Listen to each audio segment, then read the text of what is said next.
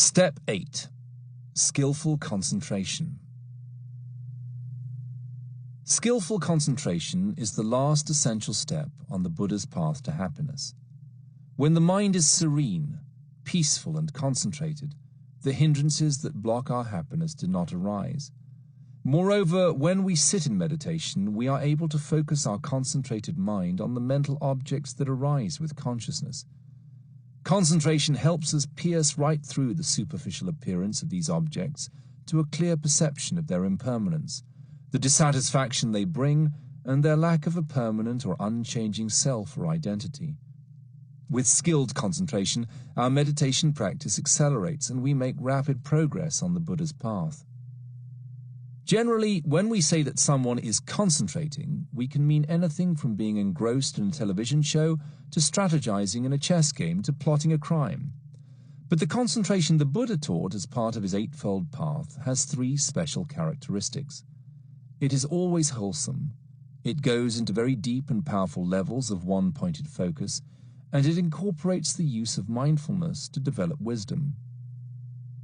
This kind of concentration does not happen right away. Like any other skill, it must be learned step by step. The mind must be trained. It may take anything from several sessions of sitting meditation to several years of effort to develop concentration that is wholesome, one-pointed and mindful. Once we do achieve this full concentration, we must repeat the training steps over and over until we are able to bring up skillful concentration easily and at will. We mentioned at the beginning the importance of finding a good teacher to guide your practice. A teacher can offer great assistance as you work to develop full concentration. Many questions may arise as you try to refine your ability. If a good teacher is not available, the next best thing would be to read books devoted entirely to the subject. Furthermore, it is hard for the mind to settle down enough to reach full concentration so long as you continue dealing with the daily problems of ordinary life. We recommend that you set aside specific periods of time to practice full concentration, such as a week during which you will not be interrupted by duties. Attending a retreat focused on concentration practice may be the best way to begin. Wholesome concentration. Not all concentration is wholesome. Think of a cat waiting to pounce, focusing its attention on its prey. The cat has intense concentration, but it is not wholesome. The wholesome, concentrated mind is free of greed, hatred, and delusion. In everyday life, we may use strong concentration to solve a mathematical problem, to repair a car engine, or to prepare a complicated recipe. This kind of concentration can be wholesome if it is motivated by good thoughts, such as generosity, loving friendliness, or compassion. It will be unwholesome if motivated by unwholesome states, such as greed, aversion, or cruelty. Unwholesome states, including the 5 hindrances, are present in everyday concentration more often than you may realize. For instance, while you are trying to solve that math problem, you may be overly attached to getting a good grade on the exam. While repairing your car engine, you may be afraid of botching the job. While cooking your elaborate meal, you may be thinking angrily about a family member who will be eating it. The kind of concentration taught by the Buddha is always free of the hindrances. In sitting meditation too, if concentration has been established while any hindrance is present, it is unwholesome. For example, while sitting in meditation, you may achieve a little concentration while experiencing the hindrance of dullness and drowsiness. You may be in a half-asleep, half-awake state, dreaming pleasant thoughts. Later, you may imagine that you reach some great attainment during your meditation. This is delusion, not wholesome concentration. Practicing concentration when there is some resentment in your mind is also unwholesome. You'll be able to tell when your concentration practice has gone wrong in this way because you will experience tension, worry, or strain. Some meditators may even get a headache from forcing themselves to focus on their object of meditation despite the presence of irritation or some other kind of aversion. You should always practice skillful efforts to overcome such obstacles and to create a wholesome state of mind before continuing. The worst mistake a meditator can make is to spend time in meditation concentrating upon grievances or other unwholesome thoughts. Of course, bringing mindful awareness to these states is wholesome insight meditation. Thus, the first step in establishing skillful concentration is to make sure your practice is wholesome by blocking hindrances from the mind. Here are the additional steps you should follow every time you sit with the intention of establishing skillful concentration. For the period of your meditation, give up all thoughts of attachment to situations, ideas, people and habits. Do not think of your family, friends, relatives, job, income, bills, investments, properties or responsibilities. Tell yourself, I choose to spend this very special period of time to better myself. I did not sit down on this cushion to think all of my regular thoughts. I will make good use of this time. Do not worry about anything you may have left undone, or about things you may have done incorrectly, or about ways you may have offended someone. Remind yourself that the past is gone, and what is done cannot be undone. Spend a few minutes cultivating thoughts of loving friendliness to make the mind feel pleasant and better able to concentrate. Then take 3 deep breaths. Focus the mind upon your chosen object of meditation, such as the breath. Keep your mind in the present moment. Make unremitting effort to pull your mind together. If any of the 5 hindrances is present, overcome it using the methods you have learned. Cultivate the wholesome state of mind that is the opposite of any hindrance that is present. For example, if greed is present, cultivate the thought of letting go. Let the mind become light and bright. Once a hindrance has been overcome, refocus the mind upon the chosen object of meditation, such as the breath. Remember, the goal of this session is to practice your concentration technique. At this point, you should not look into the details of your experience, but mindfully keep focusing on your primary object of meditation. Each time you establish wholesome concentration, it gets easier, and you should feel encouraged. No matter how short-lived or feeble the wholesome concentration may be, you have gained something by cutting through old habits and improving the mind. While you are training the mind in concentration, you should feel happy about whatever level of wholesome concentration you have been able to achieve. In sitting meditation, wholesome concentration brings energy, some stability, and the beginnings of confidence in the practice. Joy arises because wholesome concentration keeps the hindrances suppressed. Even in everyday life, a degree of wholesome concentration is necessary to living with good morality. Wholesome concentration helps you focus on positive thoughts, speech and actions, and abstain from unwholesome ones. Wholesome concentration allows you to deal with daily problems impartially, with an equanimous state of mind. The reverse is also true. Success in developing wholesome concentration depends upon a strong foundation of morality. As your sense of morality improves, so will your concentration.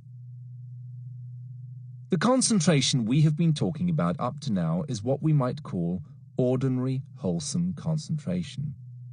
This kind of concentration is relatively easy to achieve. Yet the insight that arises from ordinary wholesome concentration can transform lives. It turns you away from unwholesome thoughts, speech and behavior. You lose interest in doing things that retard the liberation of mind. This is why the Buddha said that wholesome concentration spearheads all wholesome mental states. When the Buddha was still Prince Siddhartha Gautama, his father, the king, prevented him from seeing anything that might encourage him in a spiritual direction. When the prince did finally see the 4 signs, an old person, an invalid, a corpse, and a renunciant spiritual practitioner, that marked a turning point for him. Pondering these 4 things, Siddhartha reached a state of concentration. Insight arose into the fact of suffering. So he resolved not to return to the comforts and pleasures of his father's palace, but to seek a solution to human suffering. The same can be true for us. When we look upon them with wholesome concentration, common everyday things can trigger the mind to ponder more deeply. The insight that can come with ordinary wholesome concentration can convince you that you have been in the cycle of suffering for long enough, and that it is time to begin a new page of your life. You gain a new vision and knowledge of the suffering in your life. You see the blindness of pursuing happiness through sense pleasures. You see through the satisfactions of material pleasure to their underlying stress and sorrow. You no longer try to rationalize misery as pleasure. The way out of misery also becomes clear. Since ordinary, wholesome concentration helps you see the truth of the Buddha's message, you are motivated to develop more profound states of concentration so that you can attain deeper insights. The stages of full concentration. The profound concentration that can lead to the deepest realizations is called full concentration, or jhana.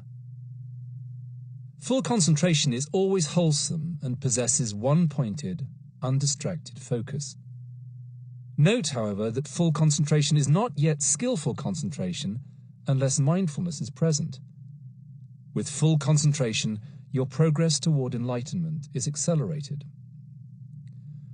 We are talking about concentration here in a very special sense. Every time the mind focuses on any object, however insignificant, concentration arises. But usually we just notice the big picture, not the little bits that make it up. In the act of reading, for example, the eyes focus on one letter and then the next, or on one word and then the next, and then they send that information to the mind.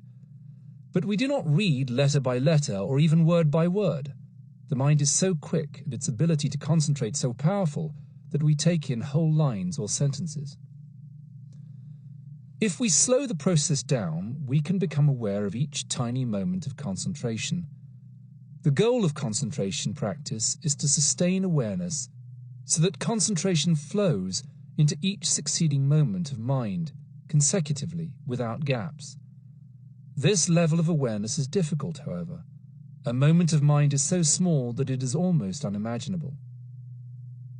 Someone asked the Buddha to give an example of a moment of mind. He replied that he could not give an example. He said it is impossible to describe the rapidity, the swiftness of the moment. Suppose, however, that there is a tiny and delicate spider web. Suppose you bring a candle to burn it. How long would it take to burn the spider web? You can hardly bring the candle close to the web before it burns. He said that within such a short period of time, thousands and thousands of mind moments arise, mature, and pass away. With this illustration, the Buddha was saying that the rapidity of the mind is virtually inconceivable. Each of these fleeting moments of mind consists of 3 even briefer mind moments: the rising moment, the peak moment, and the dying moment. Immediately after the dying moment, the next moment of mind arises, followed by its peak and dying moments. These 3 briefer moments make one complete mind moment. Ordinary concentration arises with only some of the mind moments, perhaps 1 in a billion. A powerfully concentrated mind can see all the way down to the level of the arising, peaking, and dying of individual mind moments. Once we directly observe the arising and passing of individual mind moments, we can no longer doubt the truth of the impermanence of all things, and we must let go. That is why we need a completely concentrated mind in order to see reality clearly enough to attain enlightenment. Full concentration has a number of stages or levels. Actually, there are 8 levels of full concentration, or jhana, that are accessible to people who are not yet enlightened, and any of them may be used to attain enlightenment. For simplicity, however, we will limit our discussion to the first 4 levels. At least the first level of full concentration is needed in order to develop the mental power necessary for insight into things as they are. With the attainment of each of the next 3 levels, it becomes easier to see the truth. At the second level, concentration is much improved due to the absence of thinking processes. At the third level, mindfulness becomes much more powerful, and at the fourth level, even more so, being completely purified due to the presence of equanimity. The first level. To achieve the first level of full concentration, you must clear the mind of any of the hindrances and establish wholesome concentration. Then 5 mental factors must come together: initial application of thought, sustained application of thought, joy, happiness, and concentration. Any of these 5 factors may arise, alone or combined, under various circumstances. For example, Happiness arises whenever hatred disappears. When sleepiness fades, initial application of thought may arise. When restlessness and worry fade, joy may arise. Whenever there is a moment of ordinary, wholesome concentration, joy will arise due to the absence of hindrances, and some of the other factors may arise too. It is a wonderful feeling when any of these 5 factors arise. You may think you are in heaven, but this marvelous feeling is not jhana, nor do you get to jhana by bringing these factors together randomly, one by one. A certain system must be followed to attain the first level of jhanic concentration. This method begins with ordinary, wholesome concentration. The joy that you find in this state leads to happiness. Joy and happiness are different emotions. Joy arises in hopeful anticipation of happiness.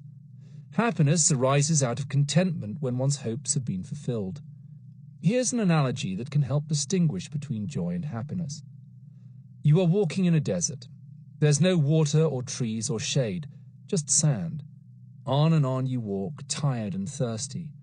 Then you see someone approaching with wet hair and clothes dripping with water. Delighted, you ask, "How come you're so wet?" "I'm coming from an oasis right over there." You walk toward the oasis. When you first see the water, you feel joy. As you get closer, your joy increases. Then you dive into the water head first. You drink the water. Then you rest along the bank, feeling cool and calm. Oh, what happiness! Happiness is like that. Normally, people associate happiness with excitement. Say, for instance, somebody wins a lot of money in the lottery.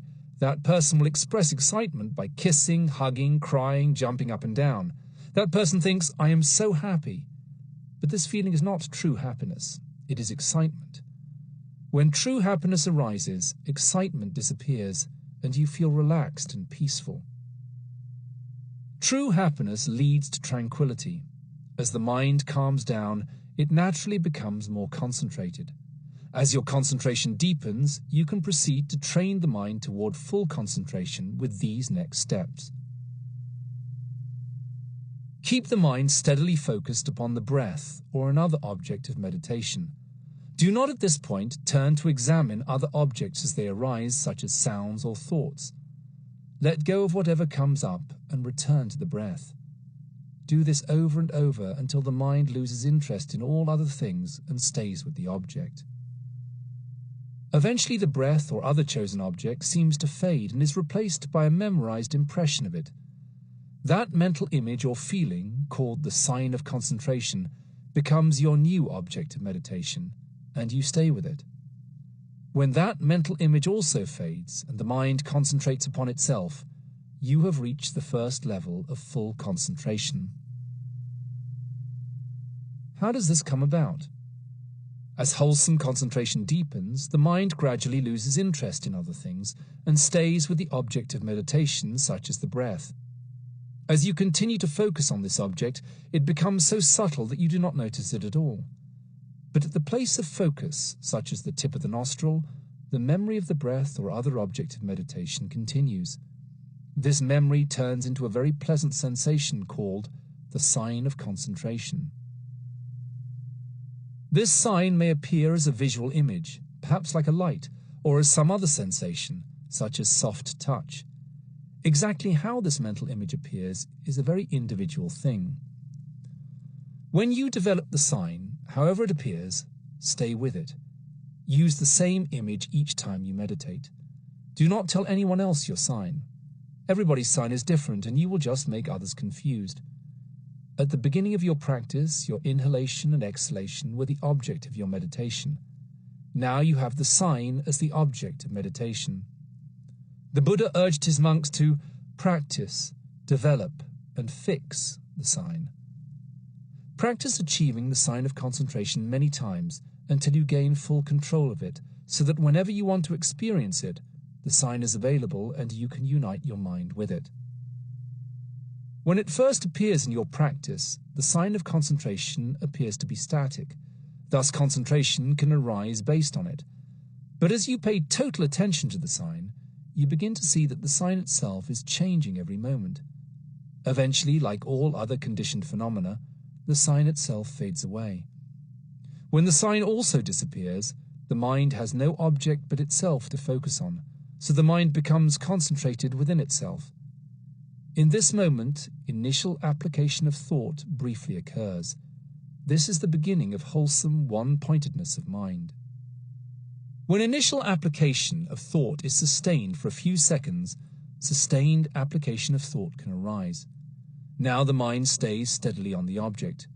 Because the mind is no longer wandering here and there, a more refined quality of joy arises, closely followed by a more refined happiness. These four factors trigger jhanic concentration.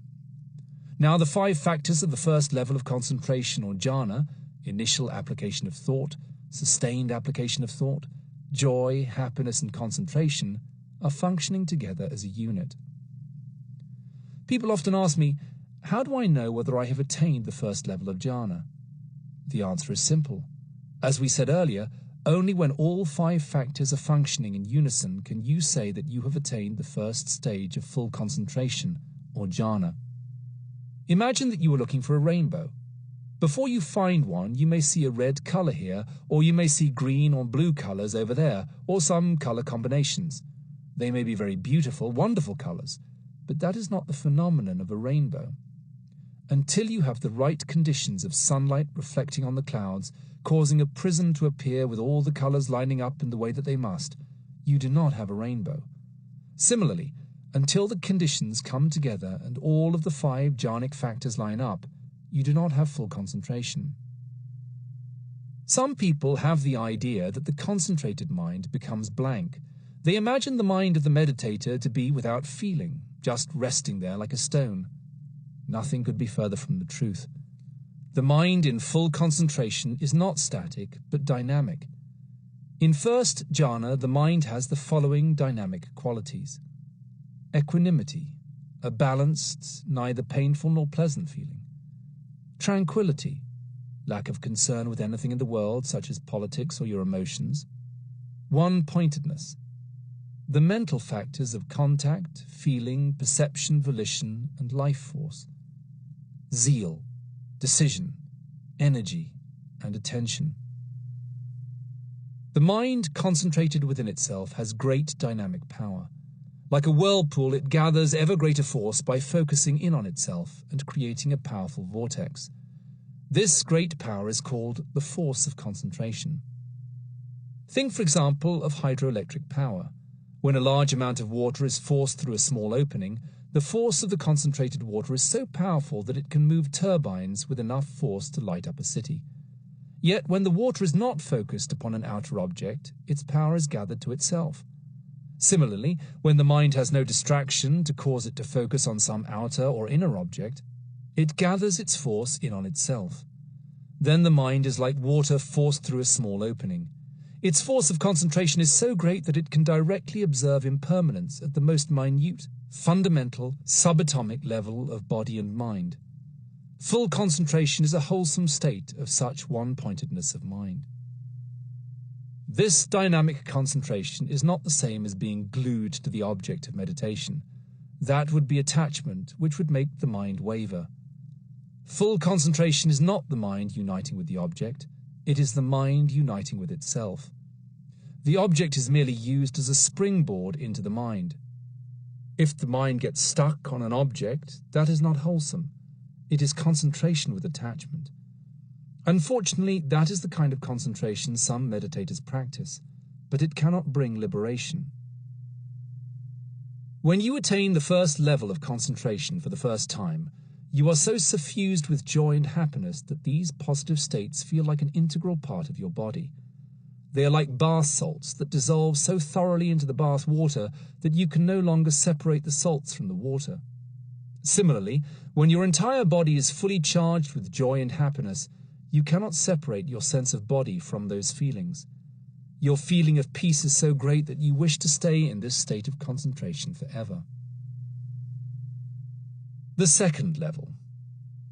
After attaining the first level of concentration, you are advised not to strive immediately for the second level. This would be a foolish and profitless spiritual ambition. Before you achieve the second level, you must bring the first level to perfection. If you are too eager, you are likely to fail to gain the second level and may find yourself unable even to regain the first. The Buddha compared such an over-eager meditator to a cow who, while still unfamiliar with her own pasture, sets out for new pastures. The foolish cow gets lost in the mountains without food or water and cannot find her way back home. This is not the time to go seek a new high. It is time to patiently train the mind. Therefore, when you attain the first level of concentration, you should remember the steps you followed to attain it. This is where your mindfulness comes in. Mindfulness helps you remember the steps you followed to gain the first level of concentration. If concentration seemed to happen to you all of a sudden, without your going through these steps, then what you experienced was not full concentration. Some teachers might tell you that you have attained one of the levels of concentration. Test this perception for yourself. Do not simply accept the opinions that some people so freely pronounce. Having reviewed the steps, you then mindfully determine to attain the first level again, determine to remain a little longer in that state of concentration, and determine when your period of concentration will end. Having made these three determinations, you follow the necessary steps and practice attaining the first level of concentration many times. As you repeat this procedure over and over, you lose interest in the initial application of thought and the sustained application of thought. This change may occur in one sitting or over a number of sittings. Suppose, for example, you attain the first level of concentration 50 times, and every time you find the initial application and the sustained application of thought a little less interesting. Then, in the 51st attainment, you skip these two factors completely and pay no attention to them because you have lost interest in them entirely. The moment this happens, these factors disappear and you attain the second level of concentration. In the second jhana, there is no more thinking to disturb the mind and disrupt its one-pointed focus. The factors of jhana that remain are a stronger one-pointedness of mind, joy and happiness. The joy and happiness of the second level of concentration are less exuberant and more refined, for they are no longer based on the mind feeling pleased at being relieved of the hindrances. Now the joy and happiness are based on concentration. There is also a new sense of confidence that comes from your achievements up to this point. Confidence in your ability to proceed, confidence in the method, and confidence in the Buddha's message. Concentration is strengthened. Imagine a cool lake fed only by a spring welling up from below. The fresh water from the spring mixes with the cool water of the lake, thoroughly suffusing and recharging it. The lake is cleansed yet remains undisturbed. Just as the spring water wells up into the lake, in the second level of jhana, the pure joy and happiness born of concentration continuously pour into the mind. The mind is so soothed and the body so completely suffused with joy and happiness that no part remains untouched. The third level. Using the same procedure as before, you repeat the second level of concentration many times. When you first attained the second level of concentration, the joy you experienced was wonderful and refreshing. Constant repetition, however, makes the joy seem monotonous rather than peaceful. Gradually, you begin to ignore it.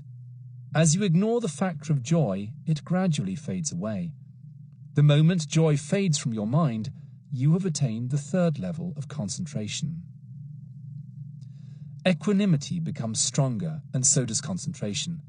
This makes your mindfulness stronger and more stable. Your mind becomes suffused with deeper and subtler degrees of happiness. Think of a pond with water lilies growing just below the surface. These flowers are born in the water, remain underwater, and are fed from the water's depths. They are thoroughly saturated inside and out, their every cell completely full of water. Similarly, in the third level of jhana, your body is completely saturated and filled with happiness. In the second level, there was a certain amount of activity or excitement, like the movement of the refreshing spring water pouring into the lake. But in the third level, you do not feel the need to be refreshed by happiness that seems to come from outside yourself. Your refined happiness has a quality of stillness because happiness is merged completely with the body and mind. The fourth level. As before, you repeat the third level of concentration many times until you lose interest in happiness as well. As happiness fades, your mindfulness becomes even more pure due to the presence of equanimity. the neither painful nor pleasant feeling of perfect emotional balance. You begin to find that mindfulness and equanimity are even more peaceful than happiness. When you let go of happiness completely, you reach the fourth level of concentration, in which mindfulness is purified by the power of equanimity. You recall that there was also equanimity at the third level, but because you had not yet let go of happiness, equanimity was not yet powerful enough to purify mindfulness.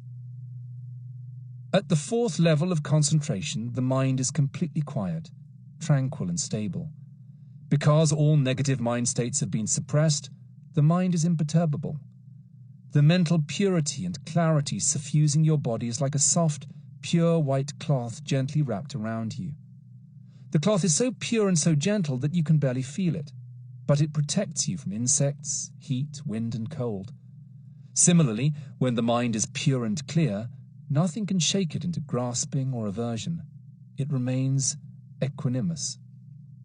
Even if the body experiences insect bites, cold, or heat, the mind remains unaffected. Even if someone pulls on your sleeve and talks to you, the mind ignores the intrusion, remaining concentrated and unperturbed. At this point, you have gained the real force of concentration. The mind has consolidated, become pure, bright, free of hindrances, and steady. It is malleable yet imperturbable, strengthened and sharpened for its most important task. When you focus that concentrated mind on an object, you see the object as it is. In other words, the perfectly concentrated mind can penetrate into the true nature of reality. These 4 stages of full concentration are so pleasant that you may wish to immerse yourself in them for pure enjoyment, without directing the mind toward insight. If you simply bliss out and fail to explore ways to use the concentration, however, you limit its power. Your concentration remains wholesome, and there is nothing wrong with that, but not putting your concentrated mind to good use is like receiving a gift of the world's fleetest thoroughbred racehorse and using it only for quiet pleasure rides around your neighborhood. Full concentration is too valuable a tool to waste. If, while concentrated, you use your mindfulness to see reality, concentration can help you achieve liberation. Mindfulness of skillful concentration. There are 3 skillful approaches to sitting meditation. The first is to begin the session making an effort to attain full concentration. Once full concentration is achieved, you use it to practice insight. That is, you use concentration to look into the impermanence, suffering, and selflessness of your form, feelings, perceptions, volitional formations, and consciousness. The second approach is to begin the sitting session with insight meditation. When you start with insight meditation, whenever an object has caught your attention, you watch until it fades, observing its impermanence, dissatisfaction, and selflessness. Then you relax and return to your primary object of focus, such as the breath.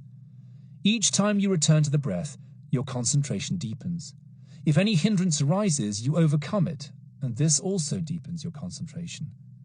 As your monkey mind slowly settles down, you lose interest in the objects that normally catch your attention. These objects slowly fade from awareness. Eventually, the sign of concentration arises, then initial and sustained application of thought, and finally full concentration arises in the manner that we explained before. In that fully concentrated state, you continue with your insight practice, watching the impermanence, suffering, and selflessness of form, feelings, perceptions, volitional formations, and consciousness. A third approach is to begin with either insight meditation or the effort to attain concentration and switch back and forth between the two. For example, let's say you begin by focusing on the breath and ignore other objects in an effort to achieve concentration. If concentration does not become established, frustration arises, and you use insight practice to observe the changes in the feelings of frustration. When the frustration has subsided, you notice whatever other hindrances may have arisen.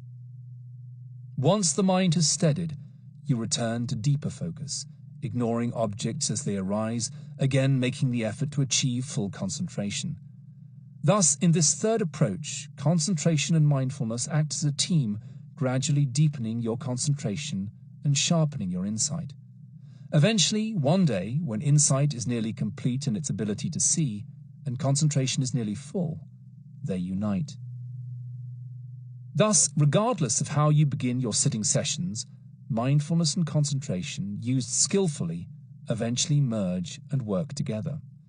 If you sit down to meditate and find that the hindrances are easy to overcome and the mind is quiet, it is good to begin with concentration. On the other hand, if the mind is racing, unable at first to settle down, then you should not try to develop full concentration, but should begin the session with insight meditation. Or go back and forth between the two. Your decision whether to start with insight or with concentration depends upon the initial steadiness of your mind. Regardless of your initial approach, once there is unity of full concentration and powerful mindfulness, you use them to shake off the first three fetters. You see selflessness, thus losing your belief in a permanent, unchanging self. You see the meaninglessness of rites and rituals. You see the Four Noble Truths more clearly than ever before and lose all doubt in the Buddha's path to awakening. Having overcome these fetters, you enter the first stage of enlightenment. Using the concentrated mind is a little like using a laser beam to burn a hard substance. To focus the beam effectively, you must use your eyes. If you keep looking around the room, you cannot focus the beam properly, and you end up either burning the wrong thing or not burning anything at all. Of course, if you fail to turn on the laser beam in the first place, nothing will get burned, even if you sit there looking at it all day. In this analogy, the eyes are like your wisdom or insight. The laser beam is like the mind when concentrated. Wisdom and concentration work together. Without insight, the beam of concentration will be scattered, or it may focus on the wrong thing. Without the beam of concentration, the eyes of insight may see the object but not be able to burn through it. What is it that we want to burn? Our dirt, our unwholesomeness of mind. We must see it with wisdom and burn it with a concentrated mind. So once you establish skilled concentration, what object do you focus on? You focus the wholesome one-pointed mind on the constant change of the components of your body and mind, physical form, feelings, perceptions, thoughts, and consciousness. You pay attention to the impermanence, dissatisfaction, and selflessness of these components. When you pay attention to any one of these components, you see that all of them are always changing. You see the connection between impermanence and suffering caused by your clinging to impermanent, pleasant experiences. You see that what is impermanent and subject to suffering is selfless. Seeing the impermanence, dissatisfaction, and selflessness of your own form, feelings, perceptions, volitional formations, and consciousness is the primary function of insight meditation. When that function is fulfilled, you will be liberated from clinging to these aggregates composing the body and mind. With nothing left to cling to, you become free. When meditators cultivate sufficient concentration guided by mindfulness, they can trace back their mental images of events, time, thoughts, and previous behavior until they perceive the link between the present continuous flow and the events, thoughts, and actions of the past. That link is greed and ignorance. They see for themselves the relationship between impermanence, greed for impermanent things, and suffering. The penetrating wisdom of the meditator also recognizes all negativities in all dimensions and how and why they arise. Wisdom recognizes that all negativities come from grasping. It recognizes that this grasping can end, and that the way to end it is by ending one's own greed. Through this knowledge, the meditator comprehends by personal and direct experience that everything is impermanent, that clinging to anything impermanent causes dissatisfaction, and that everything that exists is without permanent substance. Gaining this threefold knowledge is the doorway to enlightenment. Putting concentration to use. On the night of his enlightenment, the Buddha did not develop powerful concentration and then ignore it. He put it to use. In one heavily charged, powerful moment, the three realizations of impermanent, dissatisfaction, and selflessness all came together, and the Buddha achieved his goal. Putting the realizations of concentration to use is the key. It is said that Aladkarma and Uddaka Ramaputta, two former teachers of Siddhartha Gautama, the Buddha before his enlightenment, had attained full concentration. However, they did not train themselves to focus their attention on form, feelings, perceptions, volitional formations, and consciousness to see their true nature. Rather, they became attached to the pleasantness of concentration and thought that this pleasurable feeling was enlightenment. Siddhartha Gautama said that his former teachers, like him, had faith, energy, mindfulness, concentration, and wisdom. Like him, their wisdom had helped them understand the danger of the hindrances and the need to overcome them. But unlike Siddhartha Gautama, the teachers did not see that they were using states of concentration merely to suppress hindrances, not to vanquish them. And they did not discover the underlying fetters, the forces that bind human beings to repeated rebirth. Siddhartha Gautama alone had used his concentration to see clearly how the hindrances and fetters trap us. What understanding did the Buddha reach? As you have learned, the 5 hindrances, greed, ill will, dullness and drowsiness, restlessness and worry and doubt, get in the way of full concentration. And so, as you work to develop concentration, you push them out of the way. However, the fetters from which the hindrances spring continue to exist in your subconscious mind. The 10 fetters, as you recall, are belief in a permanent self or soul, doubt, belief in the efficacy of rules and rituals, greed, hatred, desire for rebirth in material form, desire for rebirth in immaterial form, conceit, restlessness, and worry and ignorance. These unwholesome mind habits remain dormant during your period of concentration. Since the underlying fetters are still present in a dormant form, when you come out of concentration, the hindrances return. When you wish to regain the same level of concentration, you have to push the hindrances out of the way again, though as you train your mind it becomes easier to get past them. It's a bit like sweeping dust from a hard dirt floor. Even though you swept earlier, in a few days the dust appears again. Bits of the floor's surface continually break off, crumble underfoot, and become a thick dust. To get rid of the dust, you may sweep the whole building, or sprinkle the floor with water, or pour buckets of water that turn the floor to mud. Nevertheless, the dust will return. But if you dig down to bedrock and remove all the dirt, then pour concrete, dust and dirt will no longer be a problem. Digging up all the dust and dirt is like insight meditation, overcoming the hindrances and fetters.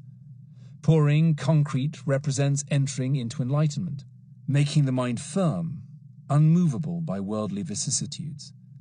Once you have done that, nothing can shake the mind. Siddhartha Gautama's teachers, Alarakarma and Udakaramaputa, did have wisdom. They knew of the dangers of sensual pleasure and the benefits of full concentration, so they temporarily got rid of the hindrances and attained full concentration. However, these attainments were not enough to liberate them from the fetters that bound them to repeated rebirth. Concentration alone cannot get rid of the fetters. To get rid of them, you have to combine full concentration with mindfulness and attention. Otherwise, you may simply get attached to the pleasure of concentration, as did Siddhartha Gautama's teachers, and get nowhere. The Buddha's wisdom was very special. With this wisdom, he not only saw the dangers of sensual pleasure and the benefits of concentration, but he used that wisdom to go beyond full concentration. He used his wisdom to discover that the hindrances he had transcended in this concentrated state were merely a symptom of a much deeper, stronger problem: the fetters. He saw the way the fetters entangle and confuse the mind, creating a delusive reality and propelling onward the suffering sense of self. In his purified mindfulness in full concentration, he saw the way to transcend the fetters, to see the impermanence, dissatisfaction, and selflessness of all conditioned things. When you see these 3 characteristics in every aspect of your existence, then your greed, hatred, and delusion, along with the fetters, vanish forever. Don't fool yourself. When we try to use the Buddha's method in our practice, we must be careful not to fool ourselves. Some people report that when they enter deep concentration, they do not feel anything, hear anything, or have any thoughts. They say that they are absorbed so fully that they are not even aware that time is passing. Often at our retreats I have seen such meditators rocking back and forth like small trees swayed by the wind. Sudden descent into a non-feeling state is not called concentration. It is called sleep. Some of them even snore. As soon as we ring the bell, these meditators come out of their deep concentration and say, "I had very wonderful meditation. I managed to attain the 4th stage of concentration today." Don't fool yourself. This is pure delusion. If the meditator had reached any of the stages of full concentration, sleepiness would be banished and the mind would have all of the dynamic qualities mentioned above. Full concentration is achieved deliberately. You notice clearly what steps you took to get there. Thus you can repeat the steps again later. Full concentration comes in stages, and only when it is combined with mindfulness can it propel you along the path toward enlightenment. Also, don't fool yourself into thinking that concentration is the same as enlightenment. Enlightenment is not so quick and easy. You must go through the process of suppressing hindrances, gaining concentration, and combining that concentration with insight to destroy the hindrances and fetters. No matter how long you sit in concentration, even in the most powerful level of concentration, without destroying the fetters, you cannot attain even the 1st stage of enlightenment. Finally, don't fool yourself into thinking that mindfulness alone is sufficient to take you to enlightenment. You cannot say, "I do not care for concentration or morality, I simply want to practice mindfulness." Mindfulness cannot be taken out of context or isolated from the other steps of the Buddha's path. People who do not practice the rest of the steps often find that they are unable to end their lust, hatred, and ignorance, and thus are not successful in their mindfulness practice. People who struggle to gain concentration in order to help their insight meditation sometimes worry when they cannot concentrate. Don't feel discouraged. It can take many years to reach full concentration. If your practice of awareness is guided by mindfulness, you can be content whether or not you gain full concentration. Don't try to force it. Each time you meditate, you are getting closer to concentration. How long it takes depends upon how often you meditate and how well you practice the other steps of the path. Some days you may have better concentration, and some days better mindfulness. If you have gained full concentration in the past but did not practice it every day and did not fully master it, then you may sometimes have difficulty when you try to achieve it again. It may even seem impossible if latent hindrances have become active or if you have become involved in unwholesome activities. On days when concentration is more difficult, you should simply be mindful of your active state of mind without worrying or verbalizing that you cannot concentrate. The mindful observation of what is happening sharpens your penetrating wisdom into the reality of your experience. So long as you keep practicing all the other steps of the path and keep trying, without attachment, to gain concentration, you can trust that skillful concentration will come eventually, and that by using this powerful tool, you will achieve ultimate happiness. Key points for mindfulness of skillful concentration. The key points for gaining happiness through skillful concentration are the following. Skillful concentration has 3 characteristics. It is wholesome, one-pointed, and it functions with mindfulness. The Buddha gave us a step-by-step, gradual training method for attaining skillful concentration. Wholesome concentration is concentration free of greed, hatred, and delusion. It is free of the 5 hindrances. To develop skilled concentration, first practice wholesome concentration by overcoming the hindrances. Keep the attention on the breath or other chosen object, and do not observe new objects that may arise. After you have been practicing wholesome concentration for a while, your breath becomes very subtle and seems to disappear. The memory of the breath at the place of focus, such as the tip of the nostril, turns into a pleasant sensation called the sign of concentration. One-pointedness refers to the mind concentrated upon itself after the sign of concentration has disappeared. One-pointed mind is a factor of full concentration, or jhana. The first level of full concentration is marked by initial application of thought, sustained application of thought, joy, happiness, and concentration functioning in unison. It is very pleasant. At least the first level of full concentration is necessary to achieve enlightenment. Once you know how to attain the first level of concentration, determine to attain this level again, how long you will stay at the first level, and when you will exit from concentration. Practice attaining the first level of concentration many times until you master it.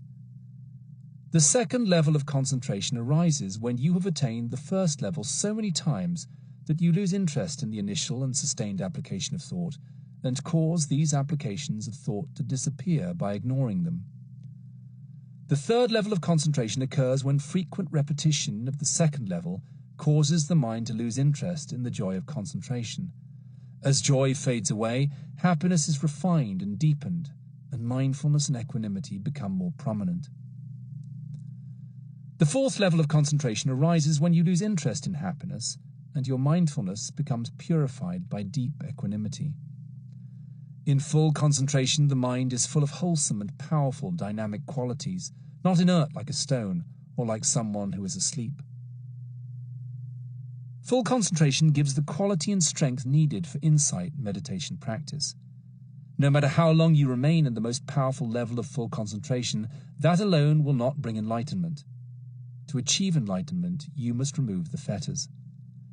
You may begin a sitting meditation session with cultivating full concentration or with mindfulness practice, depending upon the steadiness of the mind that day, or you may switch back and forth between the two. No matter how you started the session, full concentration and mindfulness must come together to create powerful insight. Powerful insight is necessary to see the impermanent, suffering and selfless nature of all experience. Insight allows you to see the role that greed plays in causing suffering, and to let it go. Full concentration alone, or mindfulness alone, cannot bring enlightenment. Enlightenment can happen only when full concentration combines with mindfulness to break the fetters through insight.